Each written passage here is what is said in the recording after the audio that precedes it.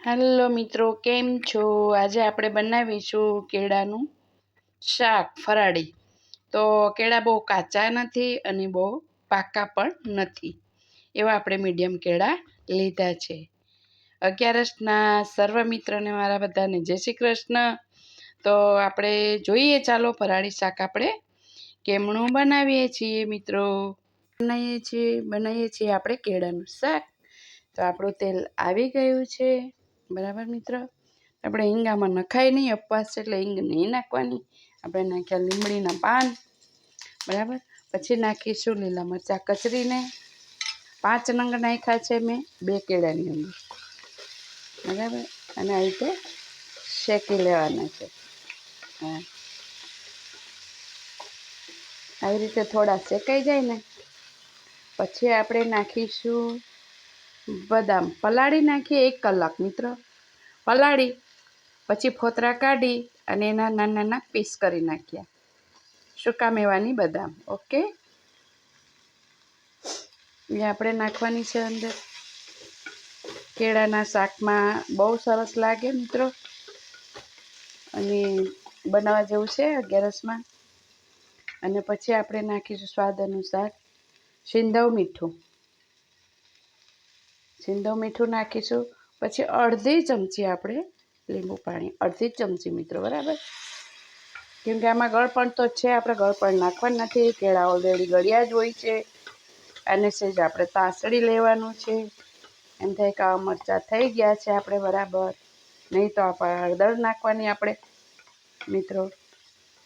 હળદર પણ ના નખાય અને હિંગ પણ ના નખાય. સિંધવ મીઠું નાખવાનું. અને આપણે લીધા છે 2 કેળા, નથી પાકેલા બહુ કે નથી બહુ કાચા. અને આને આપણે આ રીતે મિત્રો અડધી મિનિટ રાખવાનું છે, ઓકે મિત્રો. અને ફેરવતું રહેવાનું છે, મૂકી નહીં દેવાનું. અડધું મિનિટ, ઓનલી અડધી મિનિટ, ઓકે મિત્રો. આપણે કેળાનું શાક સરસ બની ગયું છે, મસ્ત ખુશ્બુ આવે છે. એમાં આપણે નાખીશું થોડા ધાણા, એટલે વધારે સ્વાદ આવે. પછી તો કાંઈ ઘટે જ નહીં. એટલું સરસ આ ફરાળી શાક બને છે મિત્રો. જરૂર બનાવજો. રાજગરાની ભાખરી પૂરી સાથે આપણે ખાઈ શકાય છે આ, બરાબર. તો જરૂર બનાવજો. અને મેં આગળ કેવી રીતે બનાવવાની છે રાજગરાની પૂરી, એ મેં પણ તમને ટિપ્સની અંદર બતાવ્યું છે, વિડીયોમાં પણ બતાવ્યું, ટિપ્સમાં પણ કીધું છે.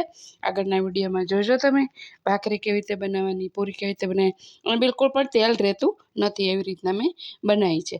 તો તમે આને મોરૈયાની ખીચડી જોડે ખાઈ શકો, અને રાજગરાની પૂરી અથવા ભાખરી જોડે પણ તમે ખાઈ શકો, ઓકે મિત્રો.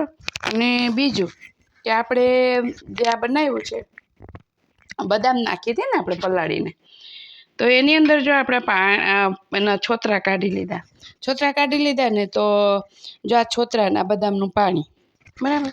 તો એને શું કરવાનું, ફેંકવાનું નથી મિત્રો. એ બી એક ટીપ બહુ સરસ છે. એ પાણીને તમારે આ છોતરાની અંદર થોડું નાખી અને વાટી અને મસ્ત પેસ્ટ બનાવી દેવાની. અને પછી એકદમ વાટીને સરસ ફેસ ઉપર લગાવવાનું, 10 મિનિટ રાખવાનું. તમારા ફેસમાં જે બી આમ છિદ્રમાંથી બધી જ માટી નીકળી જશે, એકદમ વ્હાઈટ ફેસ થઈ જશે તમારો. એટલે આ બદામ પલાળી પાણી બી નહીં ફેંકવાનું, એના છોતરા બી નહીં ફેંકવાના. કેમ કે છોતરાની અંદર ઘણા બધા વિટામિન હોય છે, એ તો આપણે બધાને ખબર જ છે. એટલે આ વસ્તુ ફેંકવાની નથી, બહુ અમૂલ્ય છે. અને આ તમે પલાળીને આવી રીતે કરો તો આ વસ્તુને ફેંકશો નહીં, ઉપયોગમાં લઈ લેજો, ઓકે મિત્રો. અને આ આપણું શાક છે, તો લાઈક શેર સબસ્ક્રાઈબ મિત્ર જરૂર કરજો. અમે કોમેન્ટ કરવાનું ભૂલતા નહીં. સર્વ મિત્રને મારા જય શ્રી કૃષ્ણ.